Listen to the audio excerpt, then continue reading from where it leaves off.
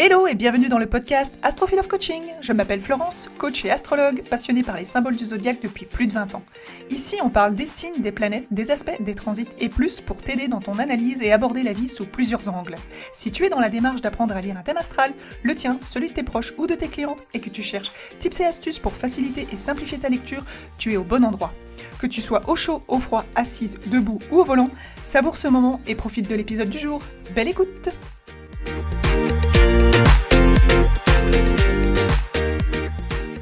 Hello à toi et bienvenue dans ce nouvel épisode. Aujourd'hui on va parler de la nouvelle lune en Lion du 24 juillet 2025 qui se présente à 2°08. Au programme, on va réviser comme d'habitude les fondamentaux. Aujourd'hui sur le signe du Lion, un petit rappel sur la fonction du Soleil, le maître du Lion. L'opposition, comme tu peux le voir, de cette nouvelle lune à Pluton, très précisément à 2 degrés justement. On envisagera aussi de faire un petit cours, je t'expliquerai comment interpréter, qu'est-ce qu'il y a à retenir sur la figure de Baquet. Et puis, comme d'habitude, les autres aspects et les prochains mouvements planétaires de cette nouvelle lune jusqu'à la prochaine pleine lune.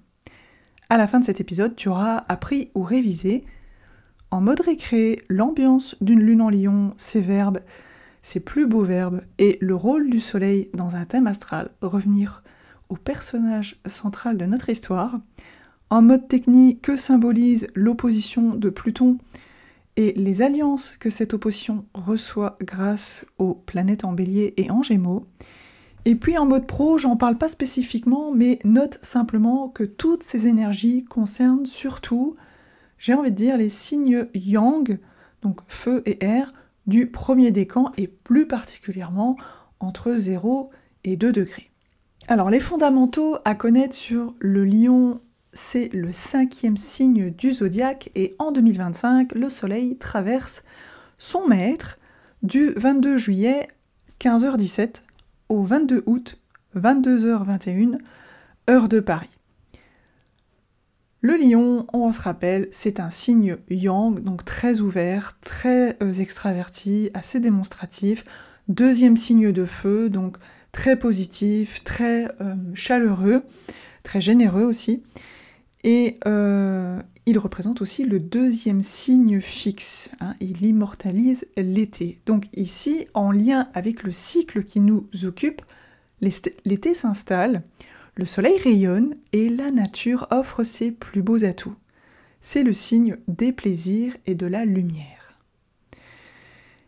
Et pour apprendre à bien conjuguer en astrologie, il est important de bien connaître les sujets, les verbes et les compléments. Et ici, je te fais un petit cours sur les verbes que j'affectionne pour chaque signe chaque mois. Donc aujourd'hui, on va aller visiter quelques verbes que l'on peut attribuer au signe du Lion. Et celui que j'aime beaucoup en premier, c'est le verbe valoriser. Et au passage, faisons un peu de coaching. Parmi les critères d'un bon coach, il y a ce concept de soutenir et de challenger les personnes qu'on accompagne pour les aider à avancer vers leur objectif. Et une manière de soutenir, c'est de valoriser. Ça rentre même aussi dans ce qu'on appelle, dans notre jargon de coaching, la charge émotionnelle. C'est-à-dire que quand on rencontre une difficulté et que par du questionnement, on descend en sous-couche psychologique de ce que l'on vit pour en arriver à la conclusion que parfois, on a le sentiment d'avoir, ça fait partie des charges émotionnelles, un manque de reconnaissance, un manque de valorisation pour ce que l'on fait, pour ce que l'on a fait, pour le comportement qu'on a, etc.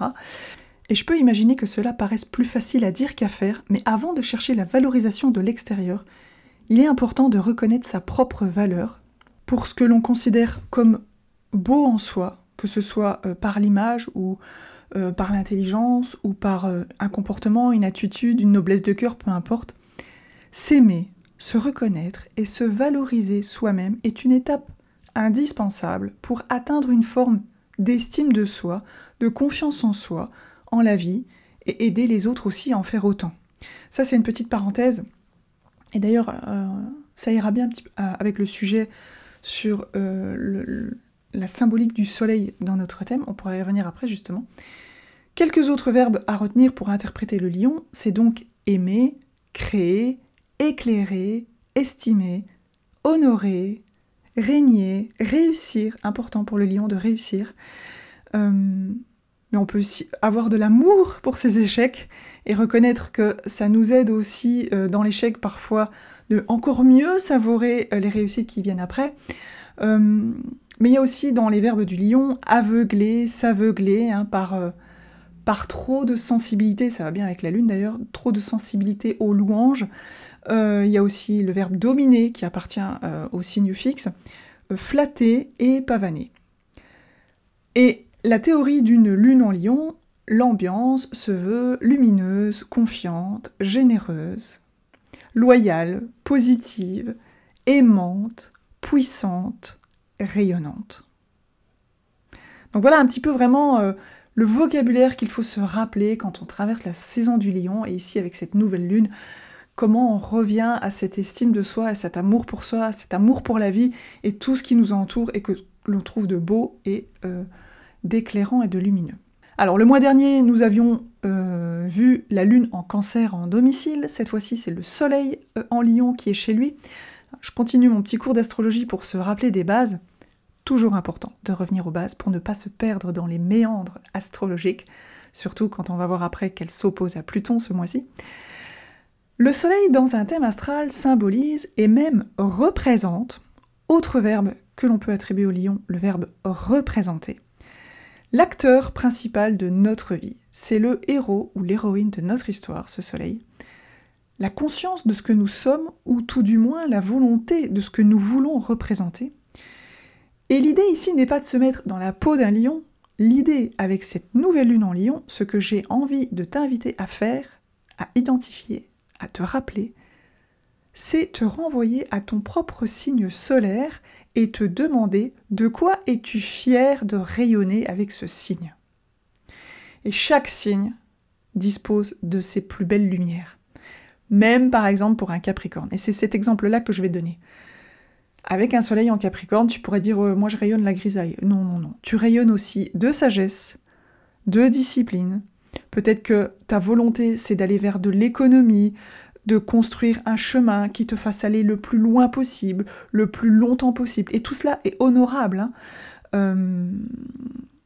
Voilà, l'idée c'est se reconnecter à la lumière, j'ai envie de dire lion, sous le prisme de son propre soleil. Le mien par exemple est en balance. Moi, ce qui m'intéresse, c'est de rayonner de nuances, d'échanges, de dialogues, d'harmonie, de relations agréables, etc. À toi de retrouver le vocabulaire de ton signe solaire pour te dire « voilà ce que je suis, voilà ce que je veux rayonner, voilà ce que je veux représenter, voilà ce qui est important pour moi, voilà mes valeurs, par exemple. » Et voilà comment, en me reconnectant à ces lumières de chaque signe, peu importe le signe qui t'habite, retrouver la confiance en toi par rapport à ces valeurs que tu incarnes, même si tu as peut-être l'impression de ne pas les incarner, je suis sûre que tu les incarnes, et être fier de toi pour ces belles valeurs et de revenir à cette propre estime de toi-même sans attendre aucun regard de l'autre. Donc voilà, ainsi cette nouvelle lune en lion ne concerne pas seulement le signe du lion, mais pour moi elle nous invite à nous reconnecter à nous-mêmes, et une belle question qu'on peut se poser c'est comment chaque signe en soi est le roi de son propre royaume. Évidemment, il faut aussi prendre conscience des ombres qui vont avec, des obstacles, des défauts, des excès d'ego, etc. Et d'ordinaire, je dirais que la part ombre de notre soleil dans notre thème astral dépendra de la manière dont il est aspecté dans notre thème, et qu'il n'est pas toujours mal aspecté, mal intentionné, mal dirigé. Mais comme ici, notre nouvelle lune en lion reçoit l'opposition de Pluton, c'est une magnifique opportunité de poser notre loupe au pays de l'obscur. Là encore, revenons aux bases. Que symbolise Pluton dans un thème astral? D'abord, c'est une planète générationnelle. Elle traverse un signe entre 13 et 20 ans, ça dépend du signe. Ici, par exemple, elle vient depuis quelques mois rentrer définitivement en Verseau, elle va rester 20 ans en Verseau. Donc il faut comprendre que dans ton thème astral, la place de Pluton, c'est générationnel en signe, donc ça n'a pas un énorme impact, ça s'interprète plus au niveau de la maison, là où ça se positionne en maison dans ton thème astral. Mais ce qu'il faut retenir, c'est le rôle de Pluton. C'est une planète qui nous invite à faire émerger l'inconscient vers l'inconscience, donc l'inconscient vers la conscience, en s'appliquant à rechercher la vérité. On est dans la planète du Scorpion, hein. On parle aussi de remise en question. C'est une planète de transformation et d'évolution. Et dans sa part obscure, elle révèle parfois certains vices, quelques tourments, du jugement, une forme d'emprise. Il faut appeler un chat, c'est la planète aussi parfois des pulsions destructrices. En gros, cette nouvelle lune pourrait peut-être aussi, pour certains d'entre nous, mettre en lumière une forme de toxicité, mais qui doit prendre fin. Ce cycle invite peut-être certains à affronter ses ombres personnelles, celles de son identité, de sa sensibilité, puisqu'elle s'oppose au soleil et à la lune, combattre ses démons intérieurs ou extérieurs. Et entre le lion et le verseau, par exemple, il y a des sujets comme affronter sa peur du regard des autres, par exemple, se libérer grâce au verseau, hein, qui nous dit en profondeur, hein, Pluton c'est vraiment le juge, hein, qui chuchote dans le creux de l'oreille, mais t'en as pas marre d'être soumise au regard des autres, libère-toi par exemple, hein, ça pourrait être un sujet. Ça peut être aussi des questionnements autour de sa place dans le groupe, comment on se sent en tant que personne entière, comment trouver son équilibre entre la confiance en soi et la confiance en soi dans un groupe. Ça peut être aussi voilà, une nouvelle lune opposée à Pluton, confronter une situation qu'on va percevoir comme difficile. Il peut y avoir cette notion entre le lion et le verseau d'attachement et de détachement, hein, parce que le signe du lion, c'est quand même un signe assez aussi possessif, hein, au même titre quelque part que le scorpion et le taureau. Je dirais que parmi les 4 signes fixes, ce sont les 3 plus possessifs, et que ce serait le verseau, bien évidemment, le plus indépendant. Hein, on est dans le signe de l'amour, hein, face au verseau, le signe de l'amitié, hein, et plutôt du détachement. Lui, c'est la priorité, c'est l'intellect, hein, y a de la distanciation intellectuelle. L'amour n'est pas la priorité en théorie du verseau, il se détache un petit peu de ses sentiments. Ça ne veut pas dire qu'il n'en a pas, mais c'est pas sa priorité. Et donc voilà, ça pourrait mettre en perspective cette opposition-là. Et donc, l'opposition de Pluton peut aussi nous inviter peut-être à, pour certains d'entre nous, si vous êtes vraiment impacté par le 2e degré de ce signe fixe, hein, que ce soit en lion, en verseau, mais même aussi peut-être en scorpion ou en taureau, hein, vous allez recevoir les carrés de cette opposition, c'est peut-être le moment de commencer à embrasser la fin d'un cycle et de se dire que le renouveau arrive aussi, hein, quelque part. Avec cette opposition forte, on aurait presque la sensation d'une pleine lune avant l'heure, quelque part. Puisque le lion est en miroir avec les forces souterraines du Verseau, hein, qui héberge Pluton, il est question ici de ne plus négocier, peut-être aussi avec le concept de liberté ou de manifestation de soi, hein, je ne sais pas de quel côté tu te positionnes finalement, mais il peut être question de cela. Peut-être que c'est l'occasion aussi à un moment donné de libérer ta lumière. Qu'est-ce que tu as envie de manifester? Qu'est-ce que tu considères comme un tabou, mais qui porte en soi une magnifique lumière en vrai? Tout ça, c'est des sujets assez fascinants, hein.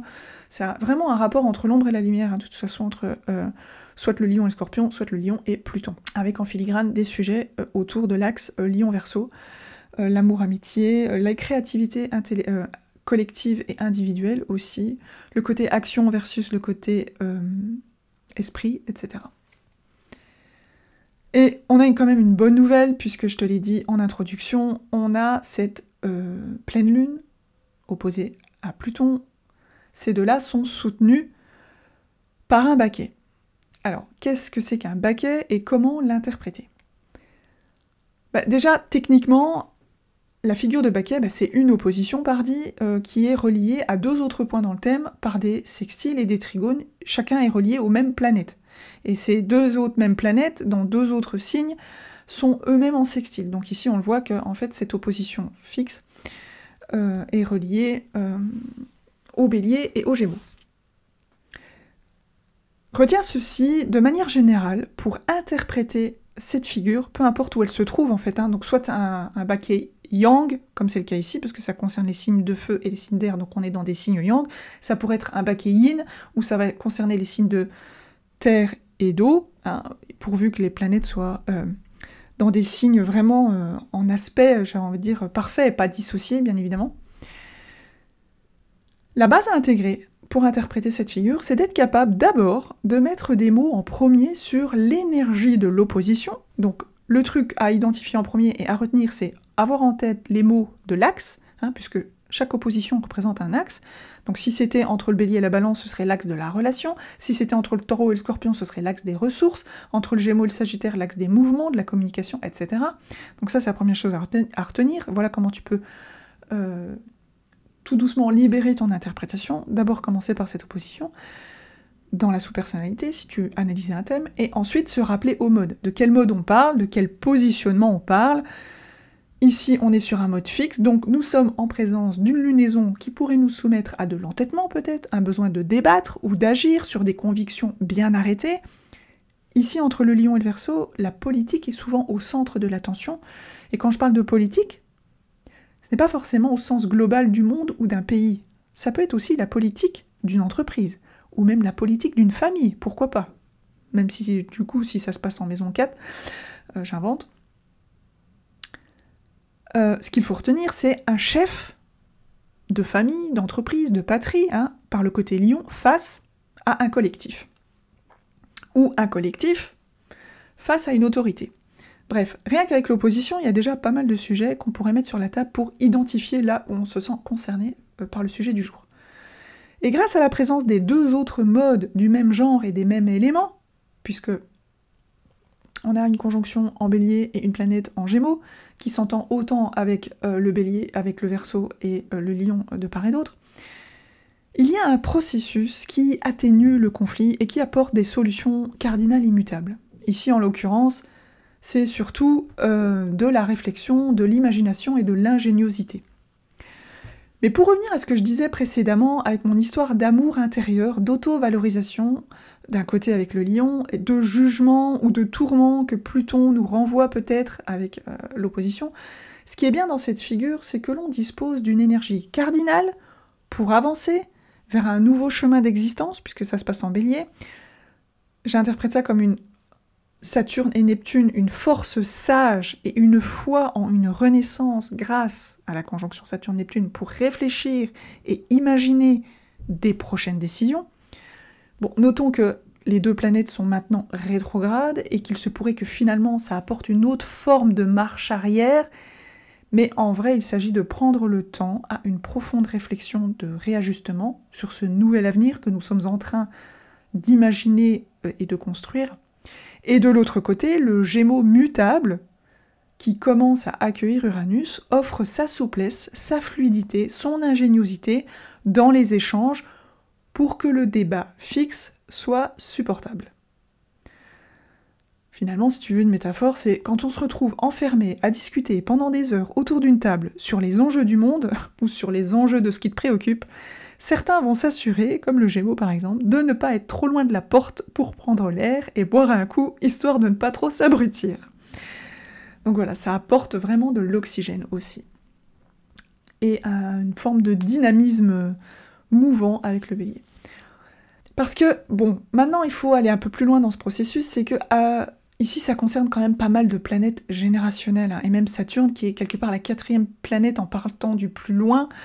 Donc on est sur les 4 derniers monstres majeurs, j'ai envie de dire, de la constellation des planètes.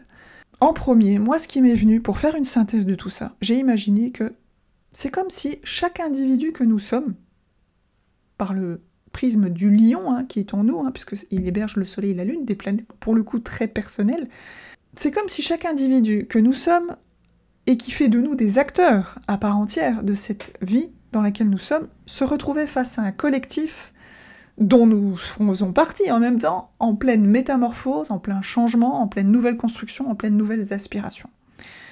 Et en gros, c'est pour moi un vrai bouleversement générationnel en devenir, sous-jacent, par la force de Pluton qui est encore un peu en souterrain, peut-être pas encore aussi palpable, justement, Pluton, Neptune, Uranus, c'est des grosses planètes, c'est peut-être pas précis, c'est peut-être pas concret, mais en tout cas il y a quelque chose qui est en train de se dessiner, qui n'a peut-être pas encore complètement pris forme, mais pour moi il y a vraiment un changement de paradigme.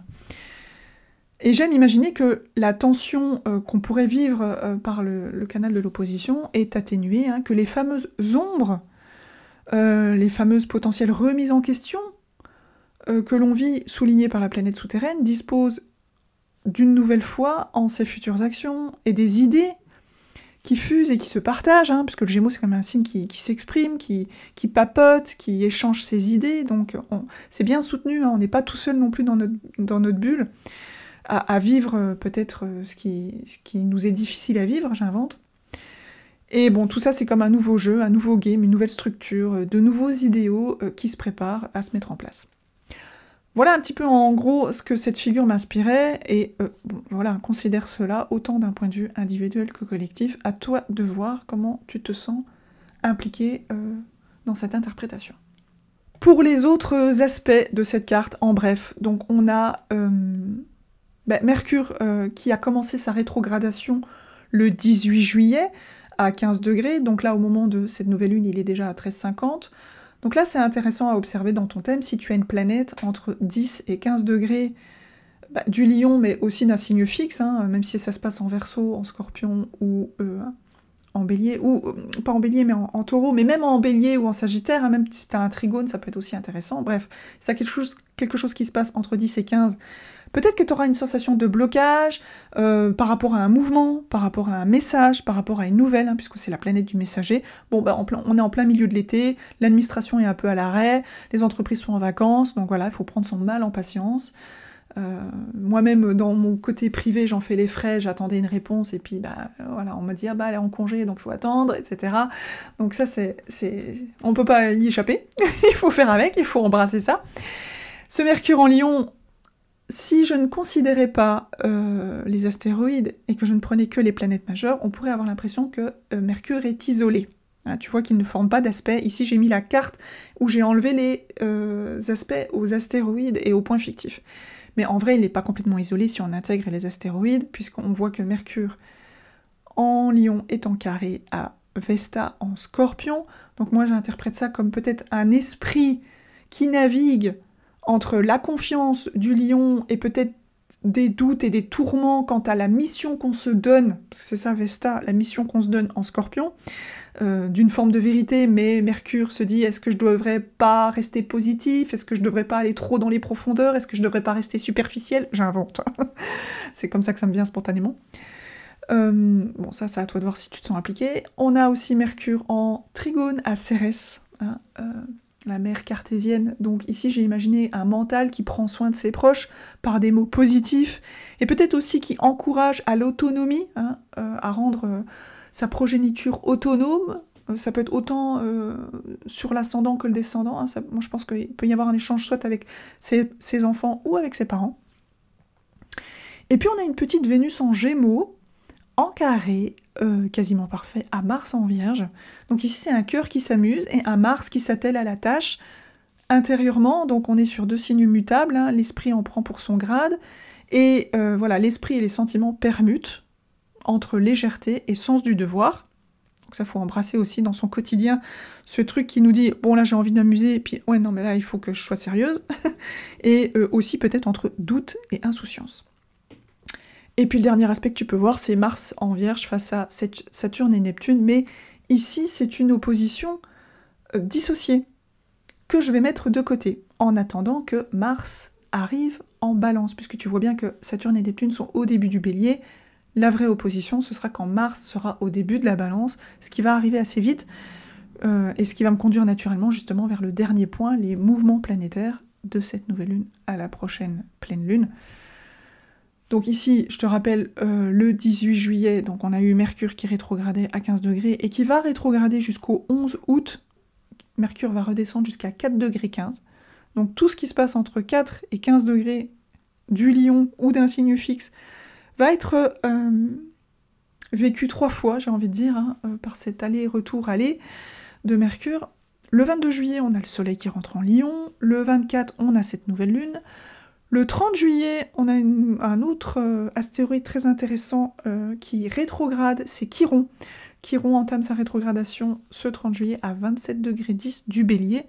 Donc tous les troisièmes décans des signes cardinaux pourraient être impacté par la présence de Chiron sur le travail des blessures d'existence. Et donc Chiron va rétrograder jusqu'au 2 janvier et il va redescendre jusqu'à 22,36 °. Le 31, on a une belle petite Vénus qui va rentrer en Cancer et qui va y rester jusqu'au 25 août. Le 7 août, c'est là que Mars entre en Balance.